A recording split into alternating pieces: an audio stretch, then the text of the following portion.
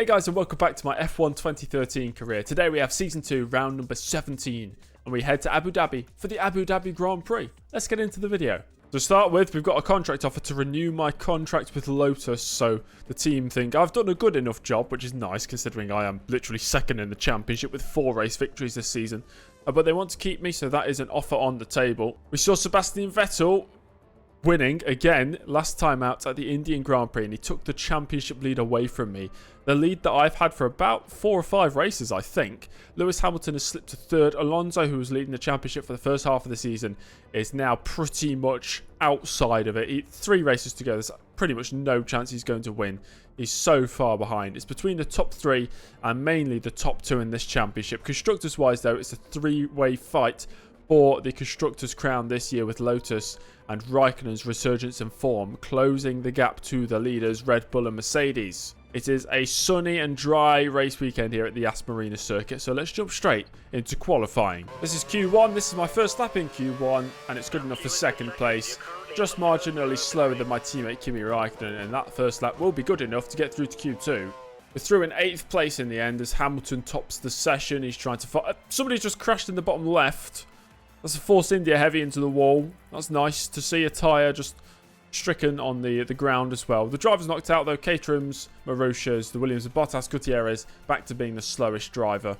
This weekend is our decider between me and my rival Rosberg. If I beat him this weekend, we do get the Mercedes contract offer on the table for Season 3.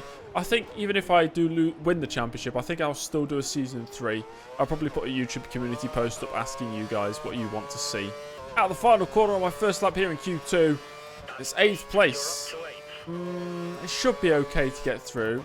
And it is. We're through in 8th place. Comfortably in the end, actually. Hamilton once again fastest. His teammate Rosberg 2nd quickest at Mercedes.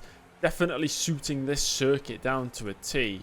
We got the McLaren of Perez through and Bianchi through as well. So it's the usual drivers knocked out in Q2. Magnussen, Ricciardo, Di Resta, Kvyat, Suttil and Felipe Massa. The sun really setting here now in Abu Dhabi, and I've given myself time for 1 flying lap. Let's see what we can achieve. We go purple in the first sector, 3/10 down in the 2nd sector though, so it's all down to this final technical series of corners as I take out a bollard. Have we done enough for a top 5 in this qualifying session? On the exit, the final corner down towards the line is 9th place. How the heck have I lost 1.1 seconds in the final sector? It was a clean sector as well. So that's exactly where I'm losing all my time. Hamilton on pole ahead of Vettel. That is 3rd in the championship versus 1st. Rosberg in 3rd place. Then it's Alonso. Verne and Raikkonen on row 3.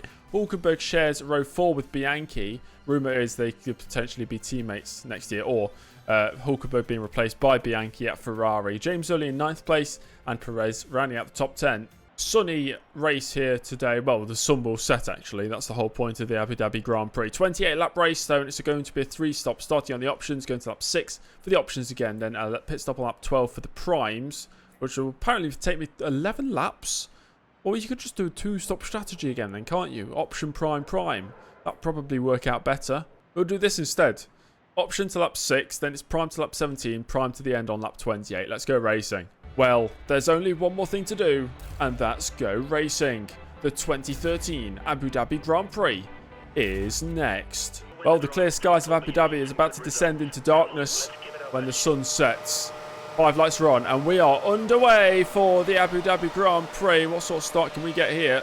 I can see one of the Mercedes getting a really bogged down start up ahead. I think that's Nico Rosberg, who's now planted in the middle of a 4-wide piece of action into turn 1. Hulkenberg on the outside of Raikkonen. That's not going to work. I've got Perez on my inside through turn 2 as the series of cars in front of me getting backed up slightly. Bianchi wide, Hulkenberg wide. I think they made contact as well. I'm going to swoop through on both of them. They switch to the inside for the next chicane on my teammate. I can't make that position up, but I have gained a few places. Already up to 7th position. Now time to stretch our legs for the first time down this back straight. In the slipstream of my teammate Raikkonen, maybe a bold move to the inside could work out for me. Under braking, I'm going to go for it. Raikkonen sees me coming as there's been a crash up ahead and Raikkonen has made contact with my car. Under braking, I think Alonso's missing a front wing now. Rosberg's slow on the exit. He's my rival. Of course, we need to beat him today, and Alonso is missing a front wing. So the Spaniard who retired in the previous race, it's all going wrong for him now. Verne, where are you going, mate? Maybe to the inside of Jean-Eric Verne here. Whoa, he doesn't see me there. And he cuts straight across the front of my car to hold on to that third place. And I'm going to go wide here. That's going to give Rosberg the position. Terrible run through that corner from me. And after that hectic lap 1, it is Vettel leading Hamilton. Verne in 3rd place. Rosberg in 4th. Then James Early and Jules Bianchi in 6th. Gaining on Rosberg big time here. What about a lunge to the inside? That's where I tried to overtake Verne on the first lap. DRS enable now on lap 3. I desperately need to stay close to the top 2. Rosberg trying to defend this position, but it's no use. I'm going to scythe my way up the inside into 4th place. And Hamilton has taken the lead from Sebastian Vettel. That is big. That is huge, actually. Rosberg tumbling down the order as well. Kimi Raikkonen's just got past him, so both Lotus drivers in the top 5. It means, actually, it's just Mercedes, Red Bull and Lotus in the top 6, which perfectly represents what's happening in the Constructors' Championship. Has the car stopped in the final sector? I think they may have spun. I don't know if they've stopped completely or not. And that's an end to the misery that is Alonso's season or championship challenge. Completely over now. He is retired from the race, mathematically out of the championship fight. This is the part of the season where I ask you, for season 3, what driver changes would you like to see? Please let me know in the comments. Right, we're going to box here on the end of lap... Are you okay? That looked heavy.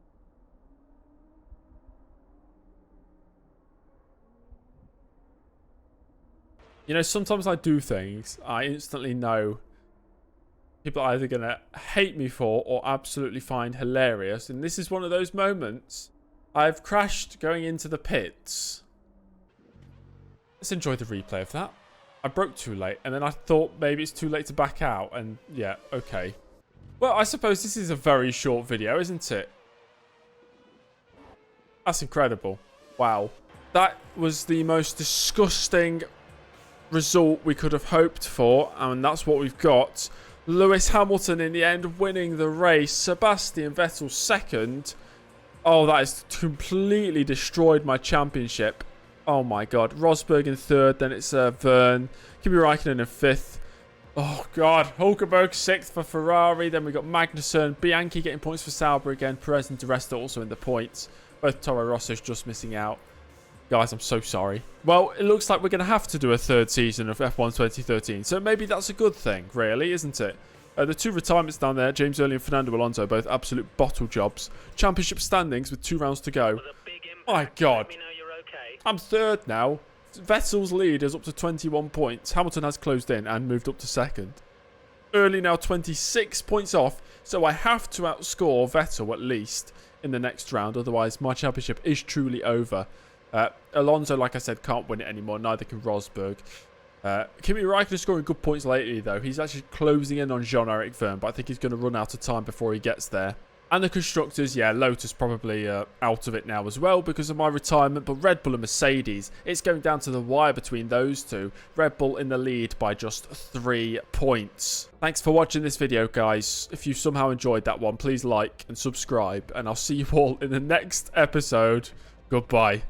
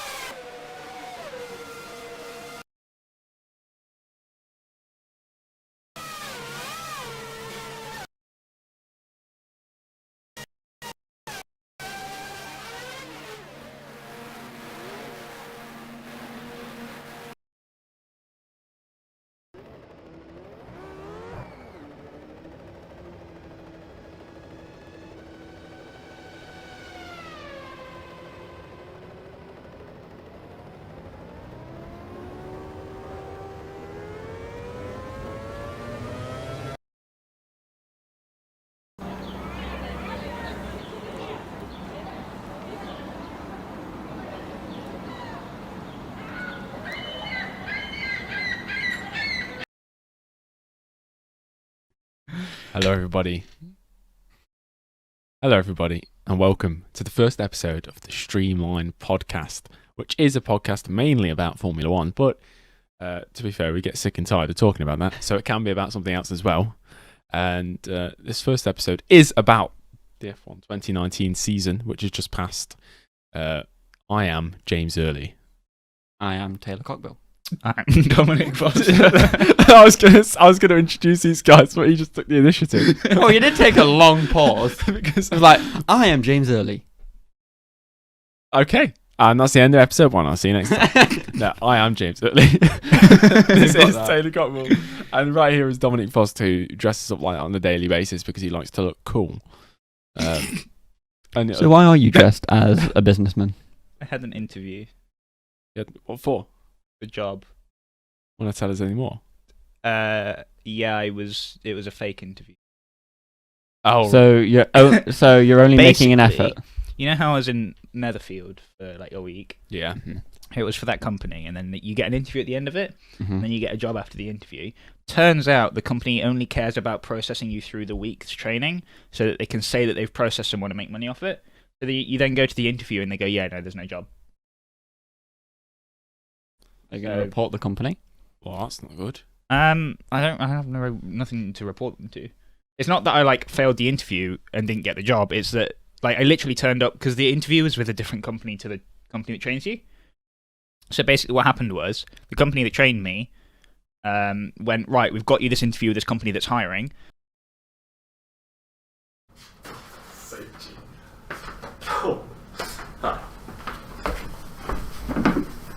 I didn't see you then. Welcome to this kind of weird seminar. Let's get started.